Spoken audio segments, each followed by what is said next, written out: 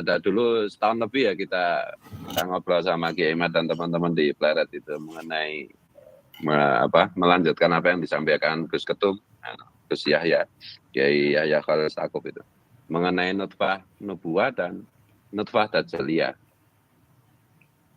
Nah, hari ini secara gampang itu kan begini, pribumi Indonesia itu membawa nutfah nubuwah, sementara Habib Ba'alawi itu membawa nutfah dajjaliyah dengan berbagai macam temuan yang kita dapatkan, bisa disimpulkan seperti itu. Nah, persoalannya kan begini, umat di akar rumput itu di dalam kondisi antropologi Indonesia sekarang ini tidak sepenuhnya tergantung pada diri mereka sendiri dalam mengambil kesimpulan dan meyakini sesuatu. Tetapi masih ada sisa-sisa dalam tanda petik itu feudalisme yang membuat kalangan akar rumput, masyarakat bawah, itu menyerahkan kebenaran dan keyakinan ada kalanya kepada pemimpin atau elit mereka. Nah, disitulah seharusnya para elit, yaitu dalam hal ini para kiai, tuan guru, ajengan, gus, dan yang lain-lain, itu bertanggung jawab penuh mengenai keselamatan umat. Karena setiap pemimpin kan akan dimintai tanggung jawabnya. Dan dalam konteks keindonesiaan ini soal benar salah yang terkait dengan kebangsaan dan terkait dengan keagamaan, dalam hal ini Islam, ini elit-elitnya itu masih punya porsi yang besar gitu di dalam menentukan arah keyakinan maupun pilihan kebenaran yang diambil oleh umat yang di bawah. Nah, ketika sebagian elit berselingkuh, berzina dengan kegelapan, dengan kesesatan, maka tentu berdampak kepada akar rumput yang mengikuti.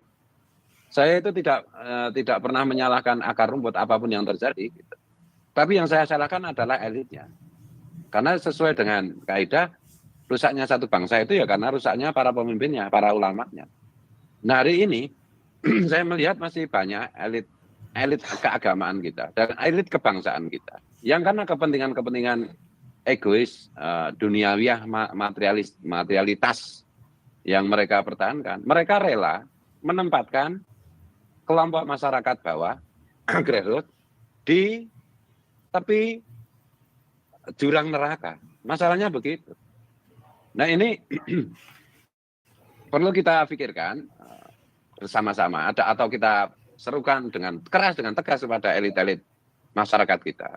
Berhentilah begitu, jangan jadi iblis. Itu. Bukti apa lagi yang kalian minta? Itu loh. Setelah serangkaian bukti data sedemikian rupa bertebaran di media sosial, di berbagai macam situs, tulisan, buku, kok masih saja kalian itu seperti itu, makanya saya bilang terbuat dari apakah hati kalian, gitu. Jadi ya dulu Quran belum turun, itu Abu Jahal, Abu Lahab, itu masih orang baik. Begitu Quran turun, Abu Lahab, Abu Jahal nggak mau ikut Quran, ya kan sudah dia jadi kafir. Begitu juga ketika batalnya atau palsunya nasab Habib Ba'alawi itu belum ditemukan buktinya oleh Kiai Imad dan kawan-kawan. Nah, ini kita husnudon kayak apapun, kita meyakini kita menjilat pantat para Habib itu masih pahala. Tapi begitu Kiai Imad sudah menyampaikan, ini loh buktinya bahwa Habib itu bukan keturunan Nabi, kok kita masih menjadikan para Habib ini berhala? Nah, ini kan sama dengan menjadi Abu Lahab, Abu Jahal kan? Gitu. Saya itu selalu memikirkan nasib umat. Jadi doa saya terbanyak itu adalah Allahummarham ummata Sayyidina Muhammad, bukan yang lain. Karena orang memanggil saya kiai. Karena Sayyidul Qaum khadimuhum. Karena tugas elit yang pertama-tama itu adalah menjaga keselamatan umat di dunia maupun di akhirat.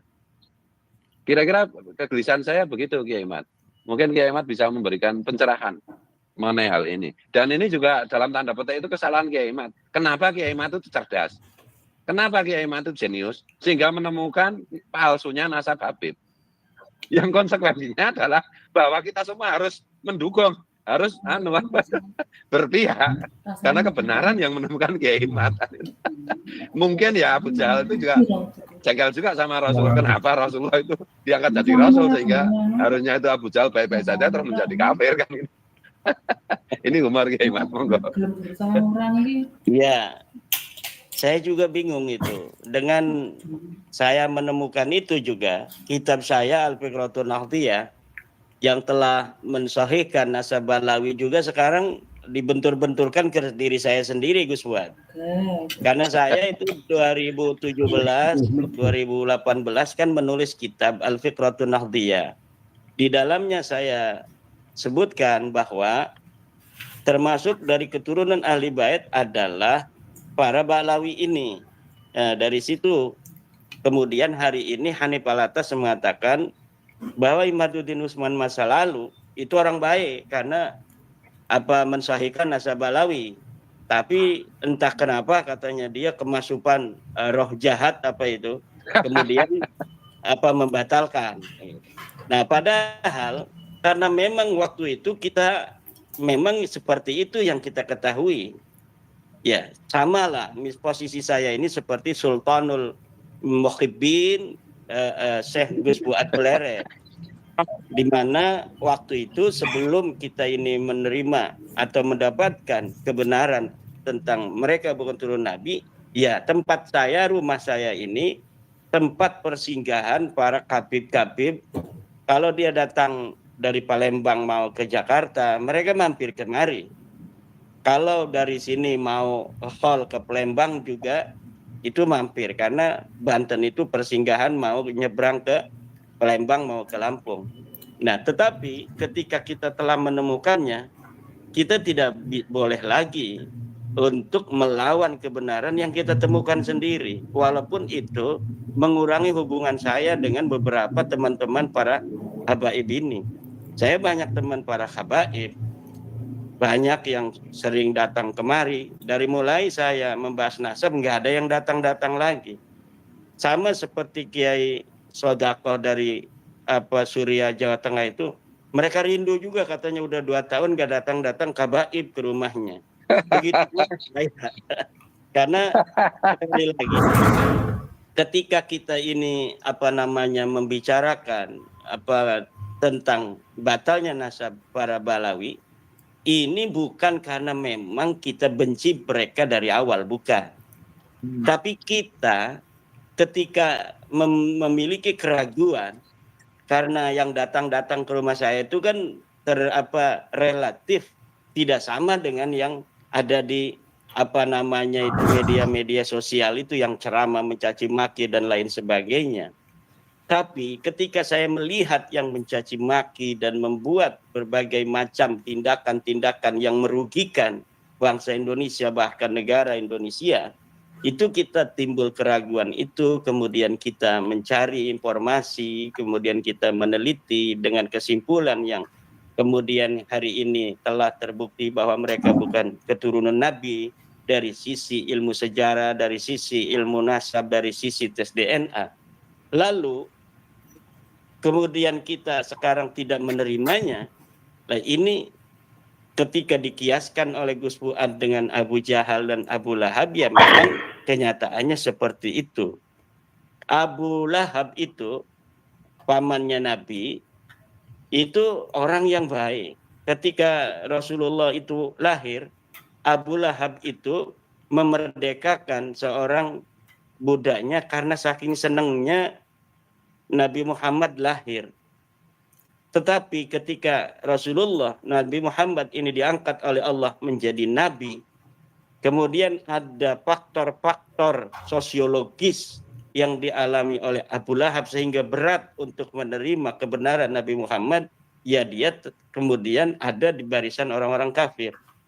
Begitu pula Abu Jahal. Abu Jahal ini adalah termasuk para bangsawan Quraisy yang memiliki sejarah kehidupan yang baik di zaman jahiliyah. Tapi ketika dia tidak menerima kebenaran dari Rasulullah Muhammad sallallahu alaihi wasallam, maka dia menjadi orang kafir yang dilaknat oleh Allah Subhanahu wa taala. Dan Ya, saya kira hari ini semuanya sudah bergulir semacam ini, masyarakat juga sudah mengerti, kita serahkan kepada masyarakat sendiri. Kita hanya bisa menghimbau, la ikraha fiddin qad tabayyana rusdu minal ghai. Kita juga tidak usah. Saya lihat Gus Fuad ini semakin kurus gitu ya. Karena memikirkan masyarakat, memikirkan umat gitu kan. Kenapa? Itu pernah Rasulullah juga, Gus Fuad, seperti itu cara berpikirnya. Inginnya semua orang mengikuti Nabi Muhammad. Tapi kemudian kata Allah, apakah kamu ingin membunuh diri kamu Muhammad? Jangan, engkau tugasmu hanya menyampaikan. Ketika engkau sudah menyampaikan, tugasmu selesai. Innaka la tahdi man ahbabta walakinallaha yahdi man yasha. Allah yang akan memberi hidayah pada orang-orang yang dikehendaki.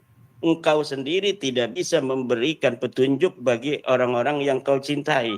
Allah lah yang akan memberikan itu. Jadi tugas kita sebenarnya sudah selesai, Gus Fuad. Jadi harus Gus Fuad kembali kepada pondoknya gitu kan, kembali ke istrinya gitu, kembali ke gendangnya, bukan gendang, itu degup ningnang itu gamelan ya, kegamelan itu luar biasa kan. Kita adat-adat Nusantara, kesenian Nusantara yang memiliki daya-daya spiritual tinggi seperti gamelan, ini hikmahnya kan sudah terasa, sudah kembali digandrungi oleh masyarakat.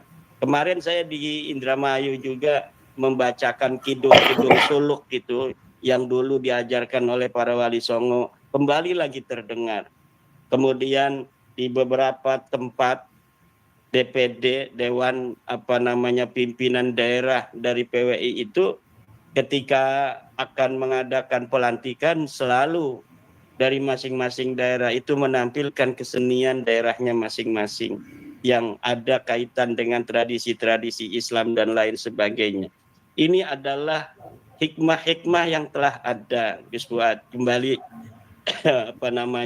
ke tugas kita. Kalau orang melihat saya mungkin bab nasab ini saya bahkan makin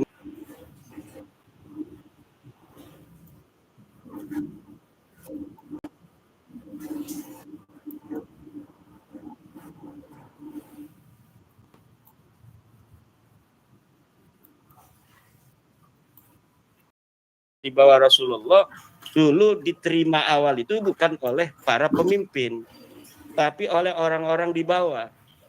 Karena para pemimpin memiliki hubungan sosiologis yang unik, atau bukan unik istilahnya itu, yang sangat berhubung kompleks gitu. Jadi para pemimpin di masa Nabi Muhammad ketika menyebarkan Islam yang datang dari Allah itu, pemimpin-pemimpin itu mempunyai permasalahan sosiologis yang kompleks. Jadi dia tidak mau menerima secara langsung ajaran yang dibawa oleh Nabi Muhammad karena memiliki konsekuensi kepada hal-hal lain. Misal tentang kedudukan mereka, tentang kekayaan mereka, tentang usaha mereka dari Mekah ke Damaskus ke Syam itu kan ada hubungan-hubungan dengan orang lain. Kalau kamu menerima ajaran Muhammad, kita putuskan hubungan perdagangan dengan kamu. Nggak mau orang-orang Arab. Maka orang-orang kayanya belum mau masuk kepada Islam. Orang-orang pimpinannya seperti Abu Lahab, Abu Jahal, Abu Sufyan itu tidak mau masuk Islam. Karena dengan menerima Nabi Muhammad, itu konsekuensinya mereka langsung jadi anak buah Nabi Muhammad setelah mereka itu jadi pemimpin. Kemudian konsekuensi sosiologis dan politis juga ekonomis dengan di Damaskus, di mana mereka itu memiliki perdagangan di sana, itu tidak sanggup mereka untuk menerima konsekuensi dan resikonya. Nah, kita pun hari ini itu melihat seperti itu. Jadi wajarlah apa yang dilakukan oleh beberapa kiai yang masih saja husnudon itu karena memiliki kompleksitas masalah seperti di zaman Nabi ketika menyebarkan agama Islam pertama itu. Nah, ini semua bukan berarti kita menghentikan dakwah pencerahan kepada masyarakat, tetapi kita sendiri sebagai dai harus memiliki sebuah kelegaan jiwa bahwa kita hanya menyampaikan. Semuanya kan ada dalam pengawasan Allah. Terserah Allah saja ini mau seperti apa.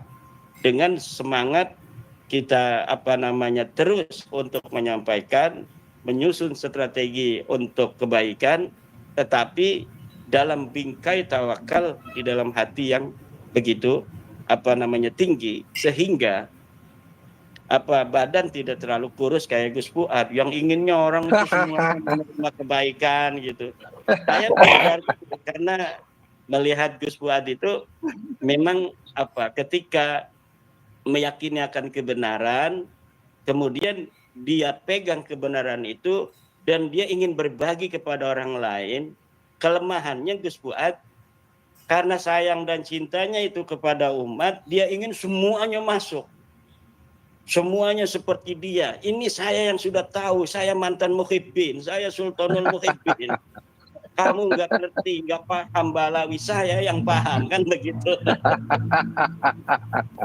Ya ini interpretasi dari apa yang saya pahami dari Gus Fuad. Nah, makanya ketika saya itu diundang Gus Fuad ke suatu daerah yang di sana ada potensi saudara-saudara kita bentrok seperti di Madura, saya tidak mau datang. Saya udah berkali-kali diundang datang ke Madura, itu saya tidak mau datang. Kenapa? Karena mereka saudara-saudara saya yang sudah menerima saudara saya, yang belum menerima saudara saya. Kalau misalnya kedatangan saya bukan menambah mereka rukun, tetapi kemudian saudara dengan saudara saling baku hantam, toh kita masih ada banyak waktu dan ada media sekarang ini yang walaupun kita tidak datang ke saudara-saudara kita di Madura, kita bisa menyampaikannya melalui media-media online seperti ini.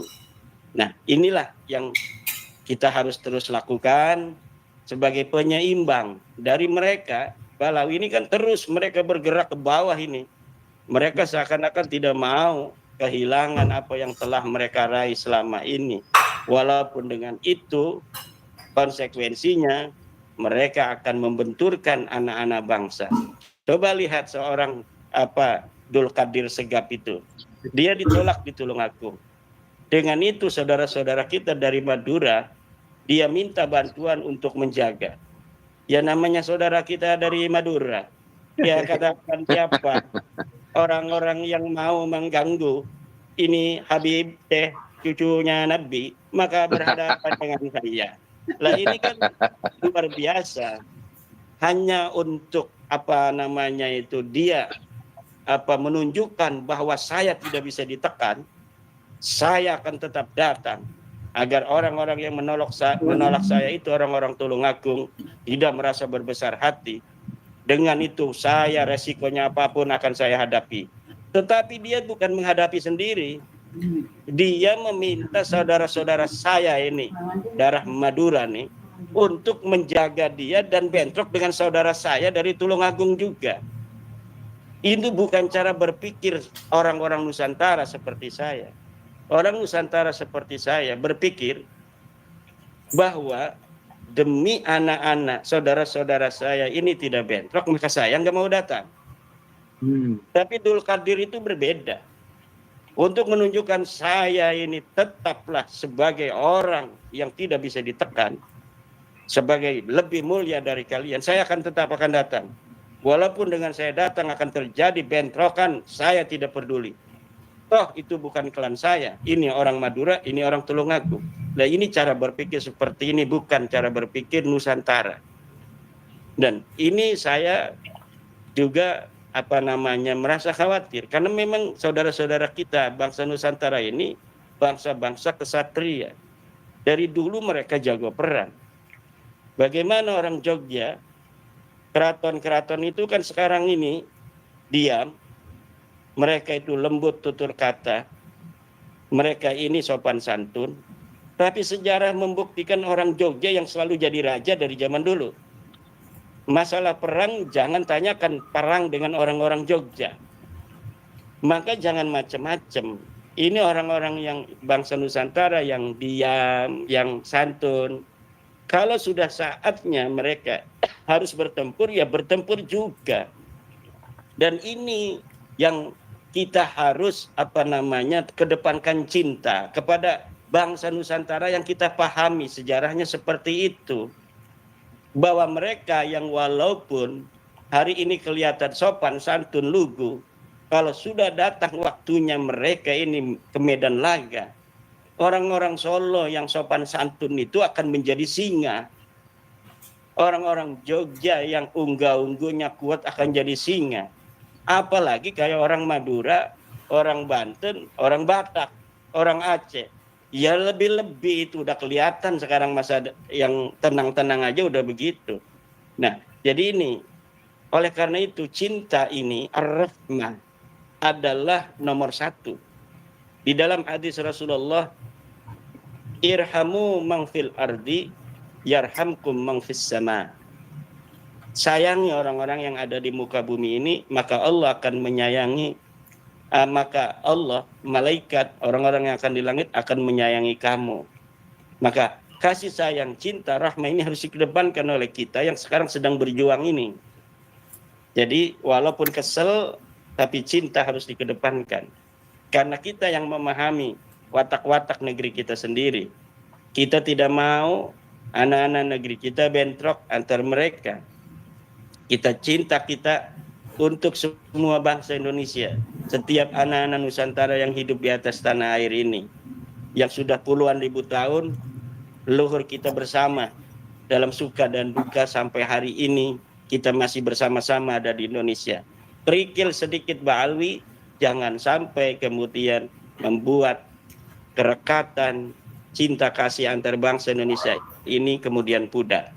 Kita harus mencari cara yang seelegan mungkin, yang secerdas-cerdasnya, di mana laukna benang, caina herang. Assalamualaikum warahmatullahi wabarakatuh. Waalaikumsalam warahmatullahi wabarakatuh. Oke, Imad, apakah boleh saya menganggap statement yang barusan itu sebagai last statement di podcast kita hari ini, karena sudah jam lebih kita podcast ya, Imad? Betul, ketika saya sudah assalamualaikum itu sebenarnya sudah mengatakan sebaiknya kita berhenti gitu karena belum salat.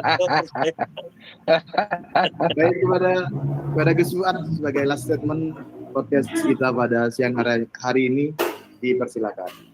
Saya kira apa yang disampaikan oleh saudaraku Kiai Imaduddin Usman Al-Bantani ini luar biasa ya. Kita mengingatkan semua karena harus ada yang mengingatkan lagi mengenai apa hakikat kehidupan, apa hakikat perjuangan, dan